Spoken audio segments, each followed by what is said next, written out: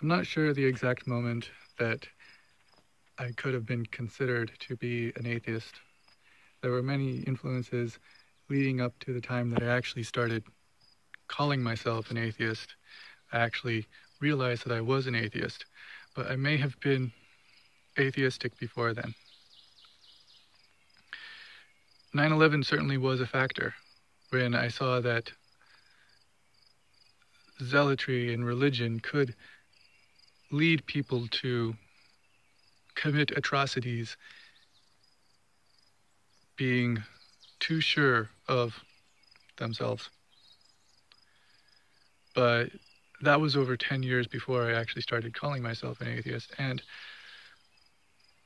in the years leading up to that time,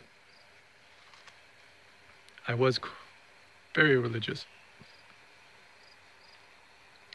Between then and coming out as an atheist, I had gone on mission trips and practiced my faith, attempted to reinforce my faith, but it didn't work. No miracles had been witnessed, and I witnessed plenty that invalidated faith altogether. When I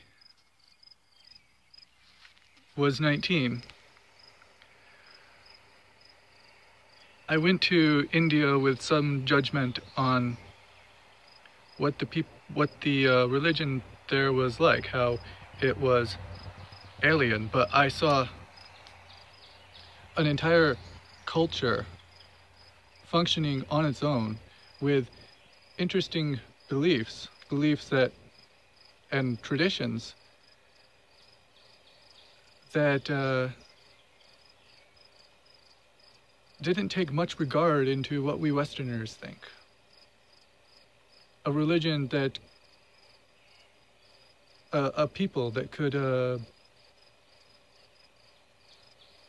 be fine, progress, and discover all the same philosophies and truths that Western culture has discovered without us really doing much of anything.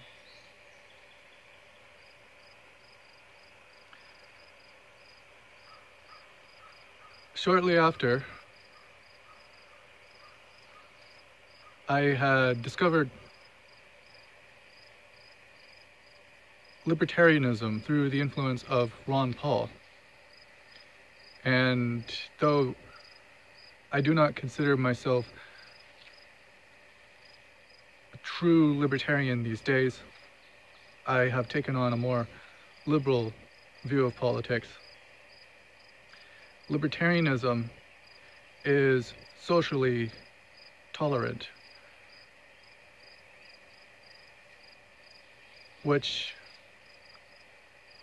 led me to consider secular ethics, to consider that morality doesn't necessarily come from God. Libertarians talk about something called the non-aggression principle, which, when you really get into the meat of it, it's secular ethics.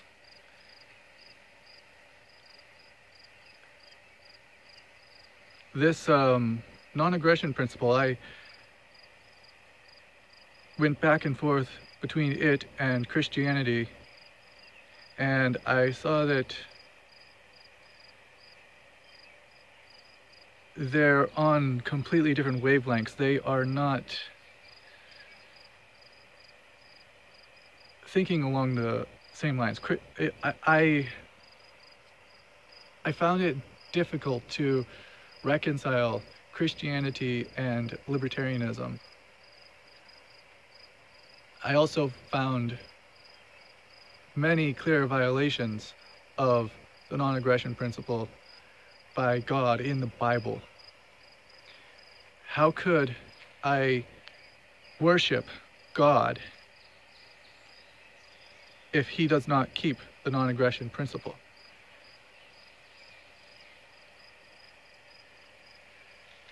So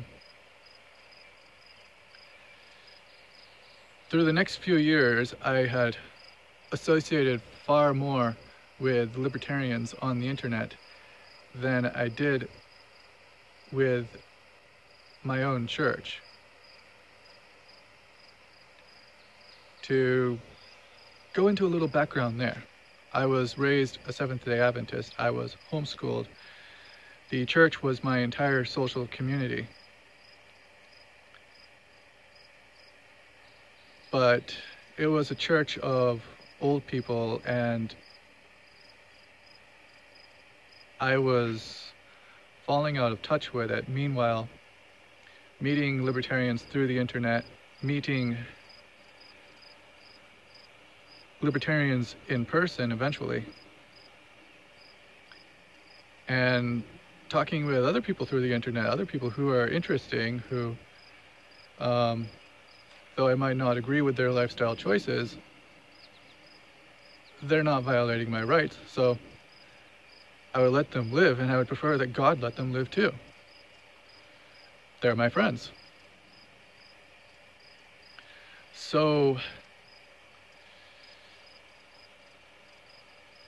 the libertarians and the other people I were meeting were all different religions,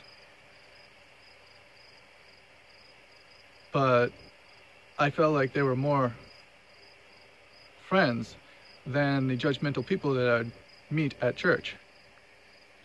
And they all had little bits of truth that my friends at church didn't have, truth that I would have missed out on. I've also been interested in science, in biology in particular, throughout my life. I mean, way back into my childhood. And some of the people that I meet on the internet also were interested in science. But having to get my GED through a high school rather than get a degree through homeschooling or through the church or whatever,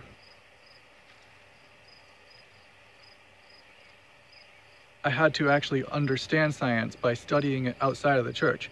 Though the church was teaching me what they called science. They were teaching me creationism.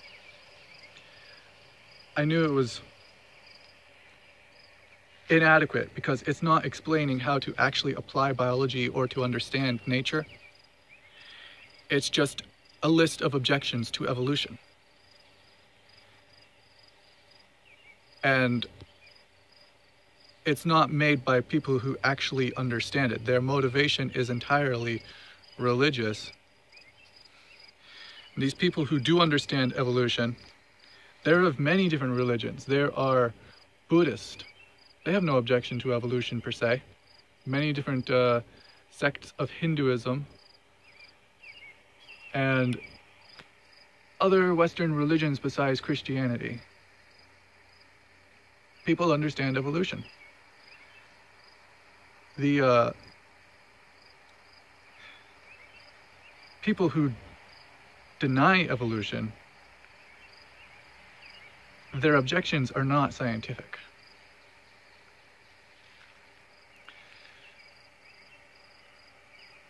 So I sought out the sources that actually teach straight up biology. And I could understand, even without going to those sources, that there is divergence within nature, that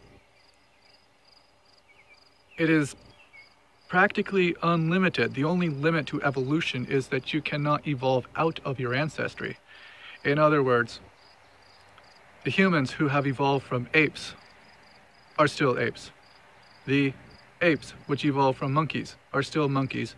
The monkeys which evolved from mammals are still mammals. That is about the limit of evolution. Meanwhile, humans, through allopatric speciation, could evolve into many species, all very different from each other. but they'll still be apes.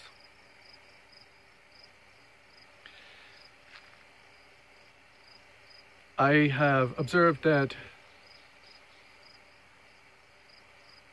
there's a lot of variation in coat color among house cats.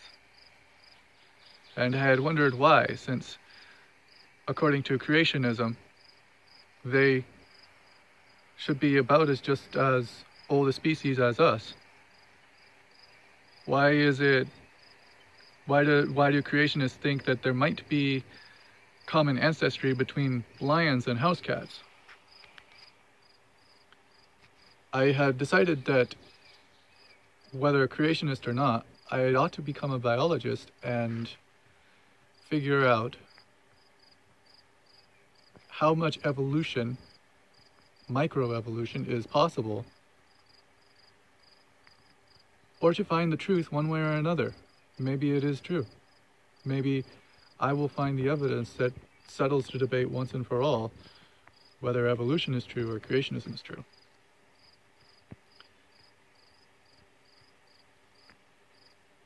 I had stopped associating with the church because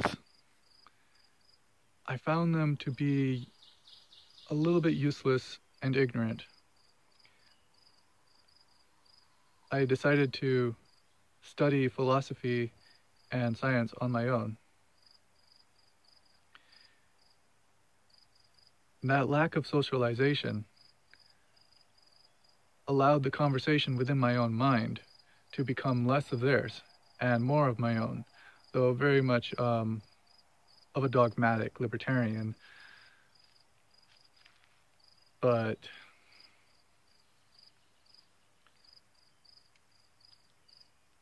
it was a step outside of the church. The libertarian community didn't have much of a community to begin with, so there wasn't really much of a new dogma to replace my old one.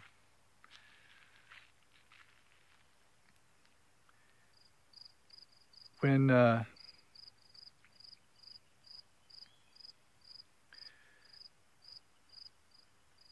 I got to thinking on my own, I decided that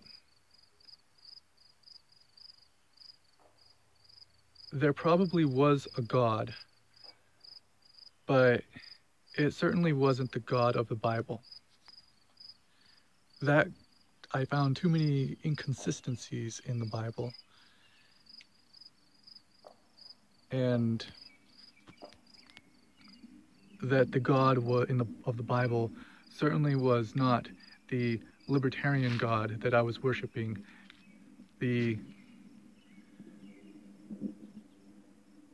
I figured that if God does exist, whatever it is, it didn't create the world 6,000 years ago. The world was probably much older. That if it was good, it was a live and let live libertarian, and it would be downright insulted by worship. It would not want people to grovel at it. It would not want people to think that whatever it says is just because it says it. And it would want humans to be free. You can talk to this God, but any civilized being, any decent being, would be appalled that you're worshiping it.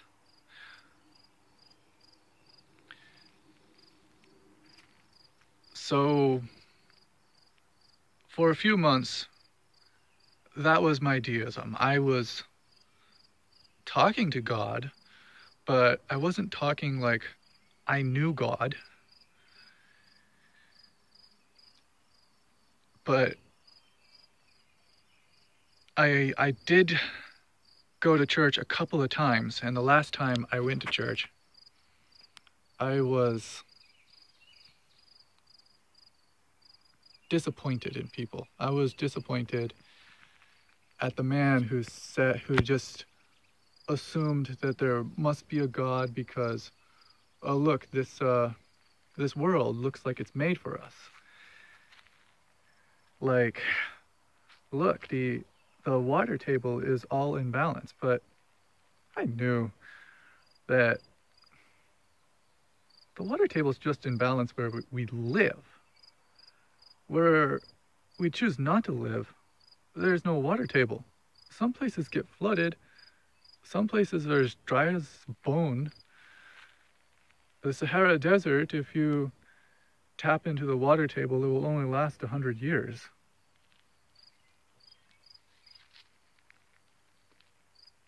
I just couldn't respect that. This was a man who was perhaps a Christian all his life and just had this conclusion leading the proof. It wasn't really thought out. I soon after became an atheist. Just went on the internet one night looking up how to know if you are an atheist, how to become an atheist, or something like that. And what came up is you just say you're an atheist, then perhaps you could go find other atheists, or just keep it to yourself. Just don't believe in, if you don't believe in God, you're an atheist. Okay. I thought, maybe I should still save some of my tithe for the church. But like the church does do a few good things once in a while. But I thought about it. No, I don't want to really fund everything else that they do. All the poor scientific education. I don't want to fund that. I want people to come up with science that is useful rather than objections to science.